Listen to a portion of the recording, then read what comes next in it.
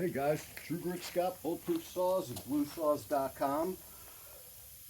Figured I'd make a quick video. I was working on something. I had a couple of trees we knocked down over the last week, and I've been running this, you've seen this saw before. It's my 366 that, we did the whole bulletproof process on and made it a little bit zippier, and you can see I got a modded muffler my buddy made, and this was to test. There's actually a cone in this muffler that could be moved closer to the cylinder or further away from the cylinder, just to see what that reverb of the charge is going to do. So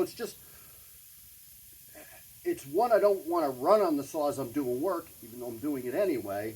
It's one to test just different theories of internal muffler design, and that's all.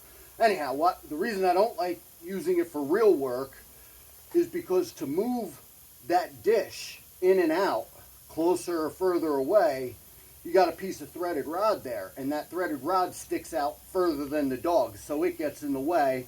Also, never cut the pipe shorter, so the pipe's kind of long too, so you can use the saw, but you got to be careful sometimes when you're dogging in. Yeah, the air filter's not looking too good. Anyhow, so my middle son, who's not really I wouldn't call him a saw guy. Everybody here has to do firewood. Everybody has to run saws, but it's not his biggest thing. But he's actually pretty darn good. He's built a bunch of saws. I've gone through it. We've built saws together. So, to be honest with you, he probably knows more about saws than a lot of the guys who are the experts, because he's probably built more saws than them. Not the point of the conversation. So he's running the saw, and he says, hey, it's getting hot. Clutch is getting hot. See a little bit of smoke. Maybe I got a bunch of sawdust in there, but I shouldn't. I'm not noodling. I'm, bucking up wood. Yeah, stop it. Pull it apart, and I don't know if you could see from there, but it did get hot. I'll show you. I'll try to show you. There, you can kind of see that clutch got a little bit hot. And, that's fine. So I wanted to look, bearings okay, everything's okay. What I think it was, we took a quick look at the bar, and the first thing he said is the oil hole plugged. Maybe, maybe not. Now, these GB bars have a smaller oil hole. I know some guys like the big ones. I tend to think that the big ones have a chance of getting more junk in them. You get some chips in the bar, and it's real easy for a bigger chip to get caught in that bigger hole. So I guess I'd say I'm ambivalent whether a bigger hole or smaller hole's better. I know guys are drilling them out thinking they're getting more oil. Well, if the oiler doesn't put out the oil, I don't care how big you make that hole, you're only putting out, 3 cc's of oil or whatever it is. So what it was is there was some junk in the hole, but you couldn't see it. If you looked real quick from the outside, you didn't notice it. And I know, you should take my thing and scrape it. So I cleaned them out real good. I think that fixes the problem. But what I really want to show you guys is there's two problems when you run out of oil on a saw. One is these GB bars are super durable, and the paint's even super durable on them. And when you see paint peeling around it, you ran it hot. And I know I've ran this bar hot because I actually did have an oiler that wasn't working, and I couldn't believe that it wasn't working, so I kept running it to be spiteful. Of course, it wasn't working, and I did burn it. And today I could see it happened. The bar got a little hot. But the other thing I'm going to tell you, as you're running a saw, when you're done, you put it down. If you look at your chain, if your chain should stay pretty clean, unless you're cutting some real unusually pitchy wood, and I mean pitchier than any of the pines, white pine, hemlock, anything that I cut. So I'm sure there's some weirdo hardwood that really does get your chain all pitchy. But really, if you're oiling properly, you shouldn't have any of this dirt on the side of your chain links. And hopefully you can see this. I'll try to make it focus. So if you could see that the sides of the links, and a lot of times that'll be like sawdust and fines, and you'll really see it. This just looks like a coat of shellac on it, but that's how you know it's getting too hot.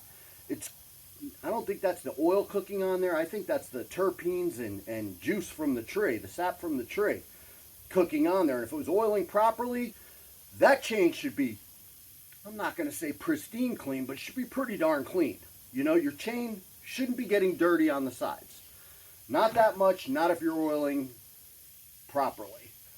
Guess that's it. I I don't know, what's this? These are two OEM Huskies, a 372 and what was that, the 543. I know everybody rags on the 543.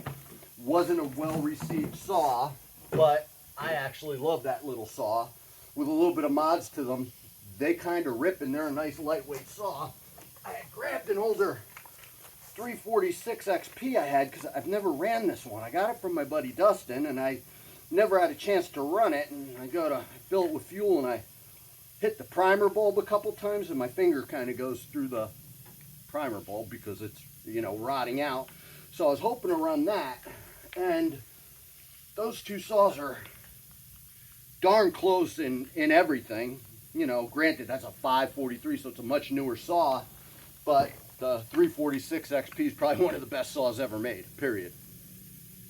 For the size, but even for above the size, I think that the 346 is just a fantastic saw. I hate to even say it on video because you guys are going to buy up and force the price up on all the used ones on me, but I love the 346. And again, my buddy Dustin, who I got that from, does a hell of a job on those 346s. He's one of the 346 gurus out there, so that's not worked up. That's just a stock saw for me to play with, but he does a heck of a job. Built work saws. If you ever need a 346, he's your guy to talk to, and he's a good fella. Anyhow, guys, we talked about chain, plugging up the oiler hole. This saw is still fantastic to cut with. I was listening to my kid running it. These things scream. Once you get one of our built saws broken in real nice, they're fantastic. They are fantastic. Again, the 366 is a kind of a weaselly model. You know, in the stock form, you're probably going to smash it. You're going to hate it so bad you smash it. But with the mods, and we've talked about them before, they're so darn good. Anyhow, guys, I got my granddaughter running over, so we're going to cut it short. What do you got? True Grit Scott, Bulletproof Saws, and BLUESAWS.com. Thanks for watching. Here, you come over here and wave at the camera. Eh? Never mind. Look at. What do you got? I got diamond.